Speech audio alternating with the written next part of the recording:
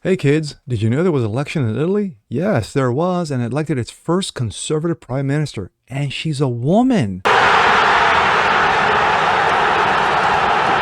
Well, of course, the leftists are mad.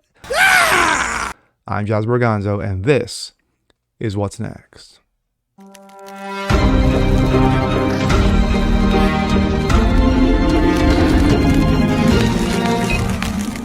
What's up, party people? Jazz Borganzo here. Another episode of What's Next, your daily dose. Hope you guys are doing good.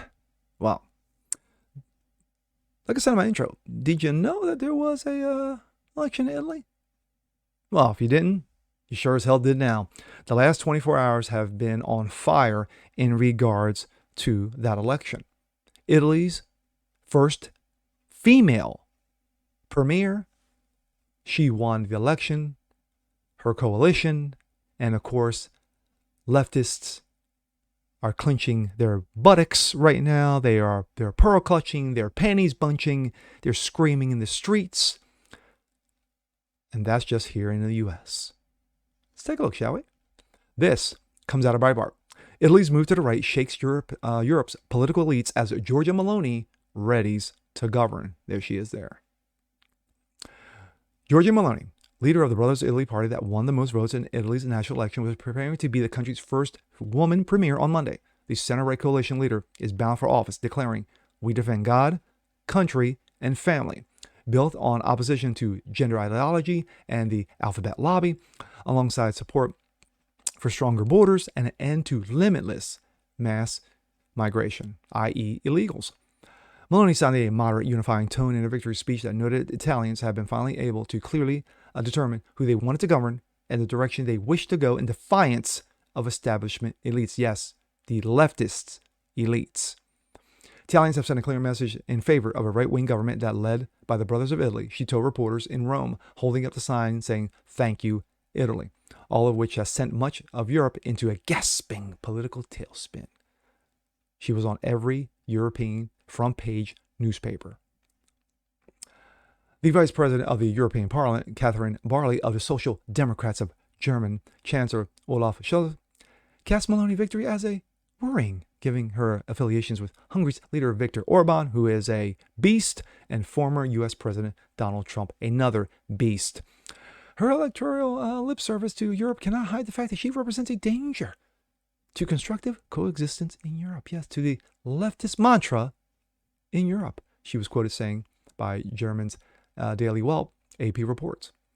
"I'm afraid of incompetence, not the fascist threat," said Roberto Diamante, a political science professor at LUIS, a private university in Rome. "She has not governed anything." Yeah. That's what you want. You want an outsider.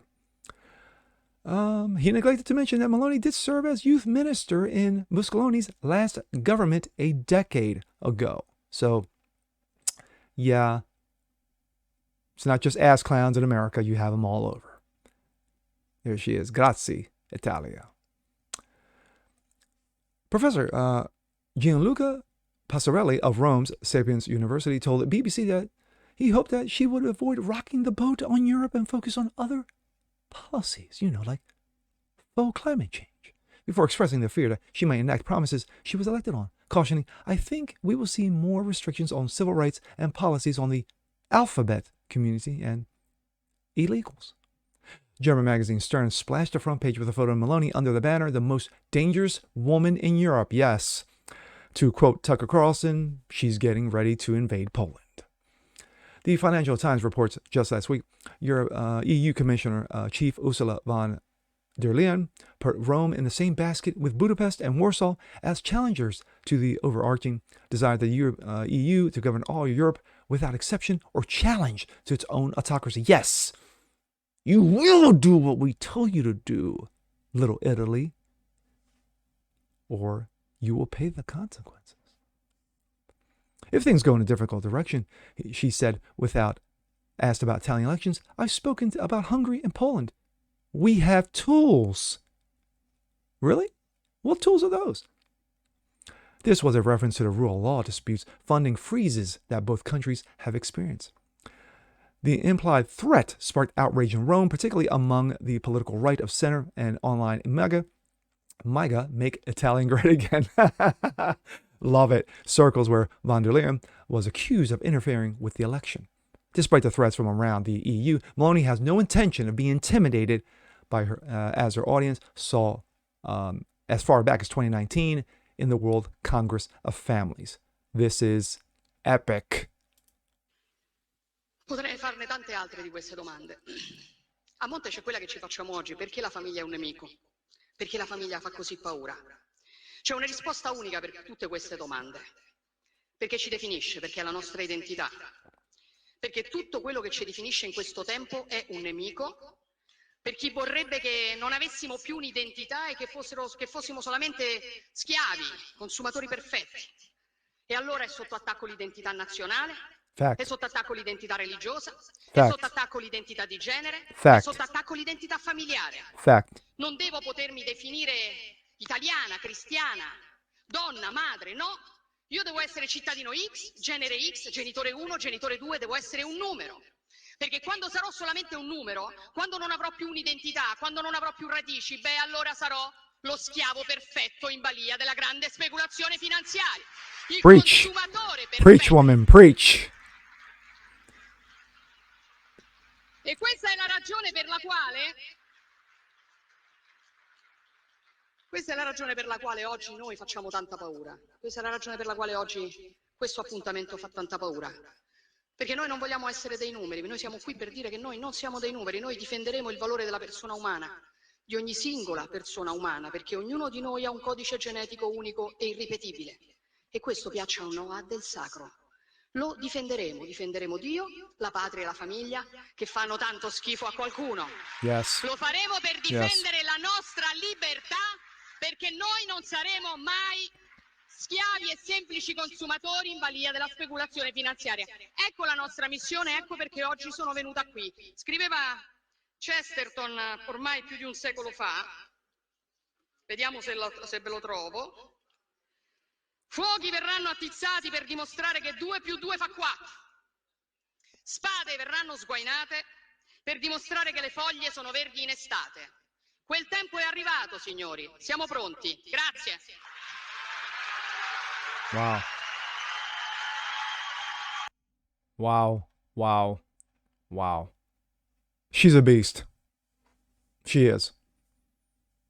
Now, you can't really say she's a fly-by-night, that she just came on the scene. She's been involved in Italian politics for over a decade. So that's nothing new.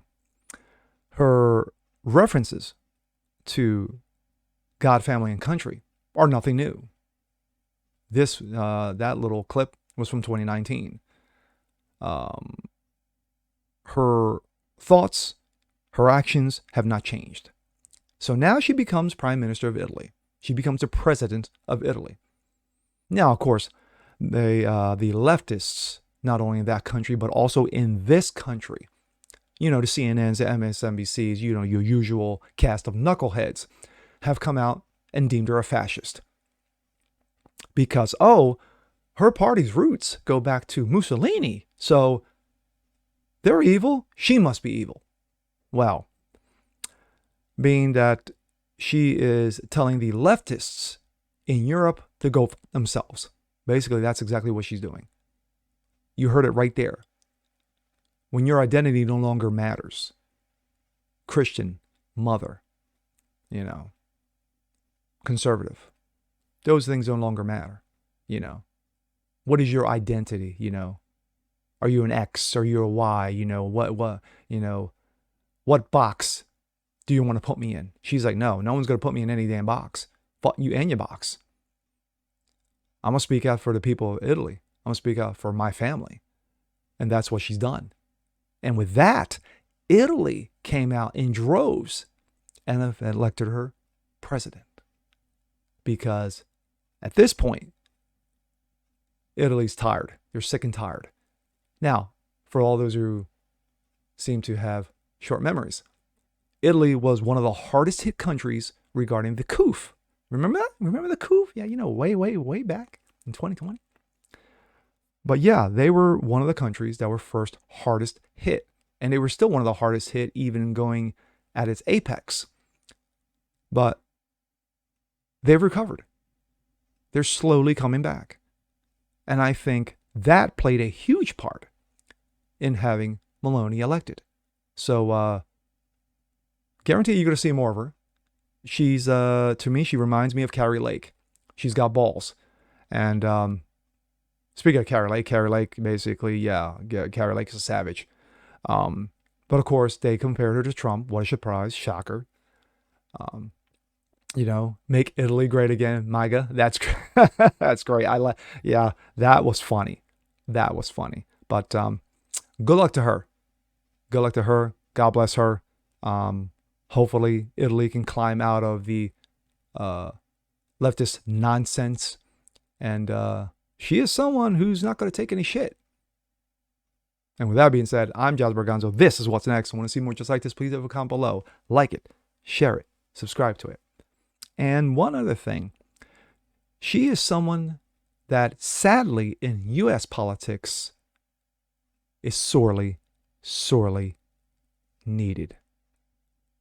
She's got balls, and she's got them in spades. We'll catch you guys on the next one. Peace.